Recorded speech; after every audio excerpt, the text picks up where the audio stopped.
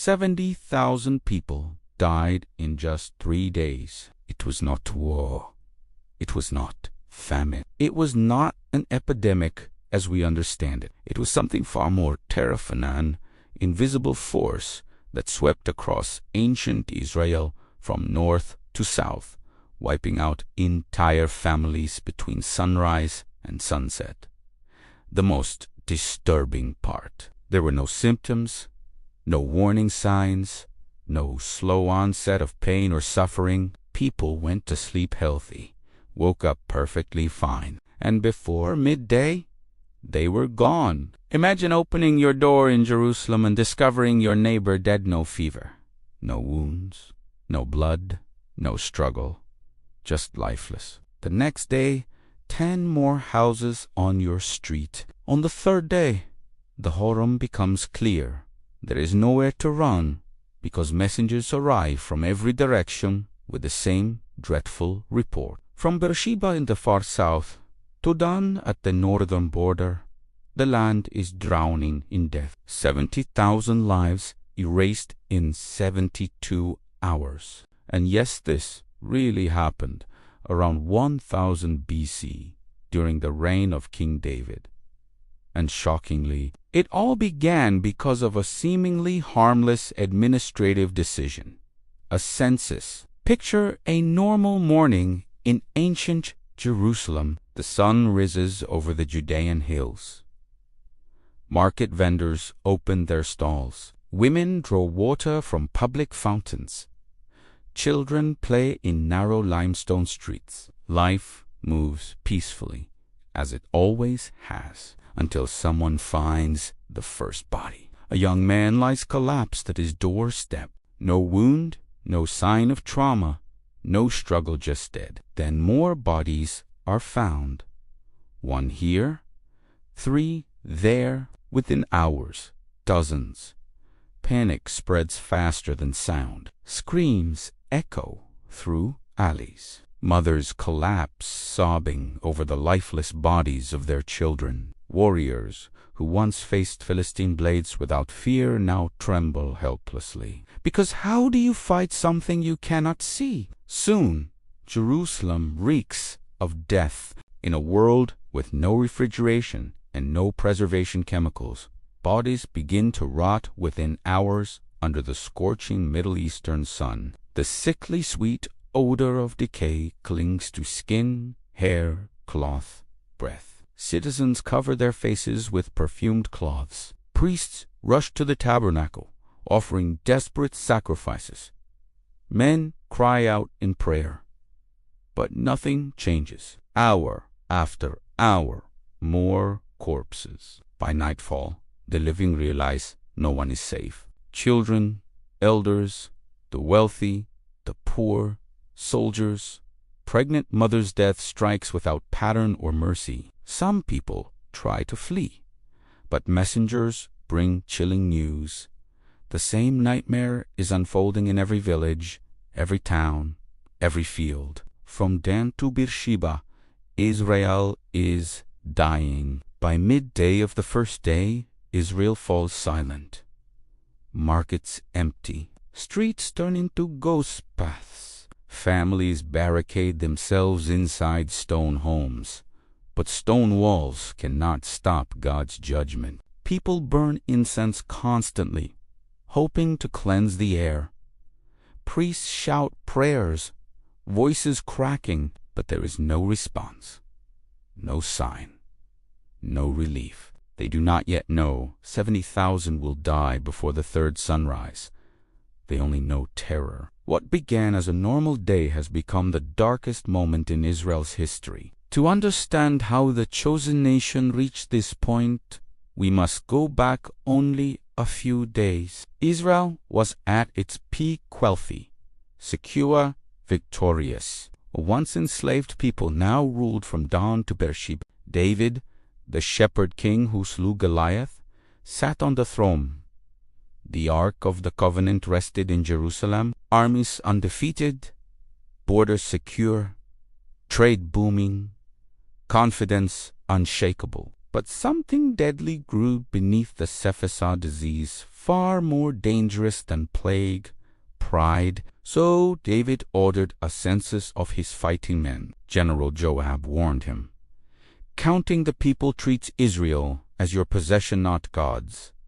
But David insisted. After 9 months, the count was completed over 1,000,000 warriors. And then David's heart trembled.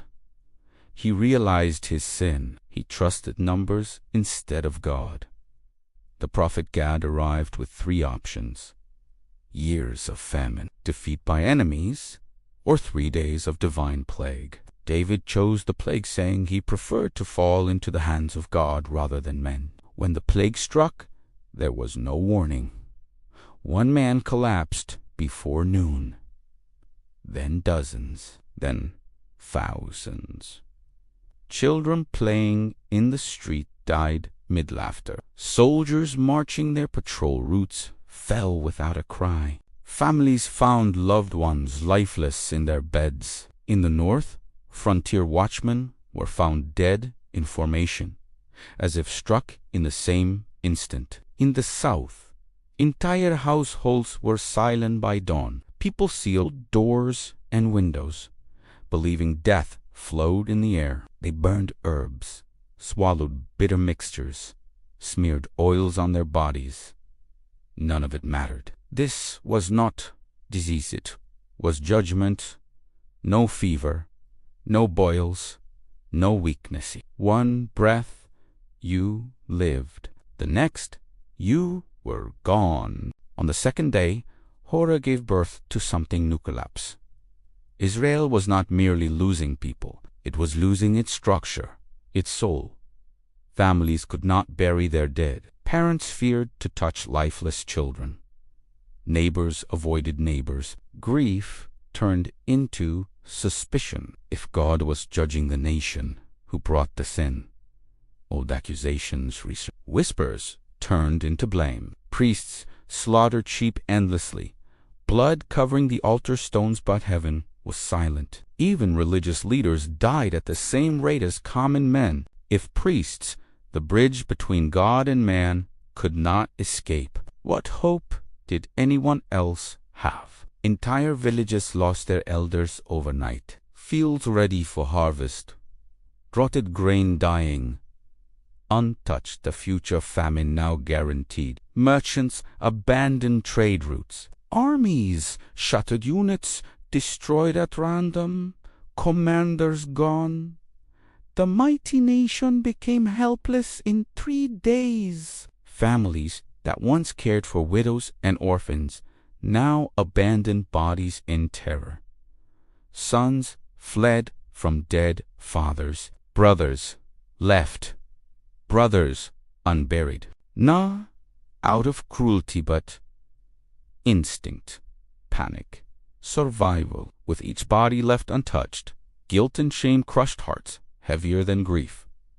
Then came the moment that changed everything. David saw it, a vision few mortals ever witness and live to tell. The angel of the Lord, suspended between heaven and earth, sword drawn over Jerusalem. Judgment was not random, it was precise, intentional. David collapsed to the ground and cried out, "I have sinned. I have done wickedly." But these sheep, what have they done? God sent a command. Go to the threshing floor of Araunah, the Jebusite. Build an altar there. David rushed to the site. Araunah offered it freely, the land, the animals, the wood. But David refused. I will not offer to the Lord my God that which costs me nothing. He paid the price, built the altar, laid the sacrifice, and in that instant the sword lowered. The plague stopped. Jerusalem was spared at the final breath of destruction. 70,000 were dead, but not one more. Then came the aftermath. Laws demanded burial before sunset. Yet now tens of thousands lay dead. There was not enough linen, not enough tombs, not enough living hands. Mass trenches were dug outside every city, bodies wrapped in whatever cloth could be found. No cleansing, no spices, no traditional mourning rites.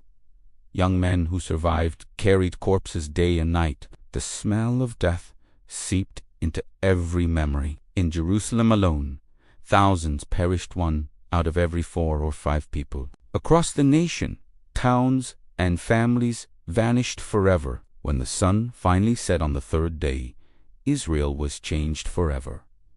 Pride had shattered, confidence replaced by trembling humility. The threshing floor where judgment halted would become the most sacred ground in Judaism. Years later, Solomon would build the temple there, the spiritual heart of Israel. The lesson carved into Israel's memory was clear.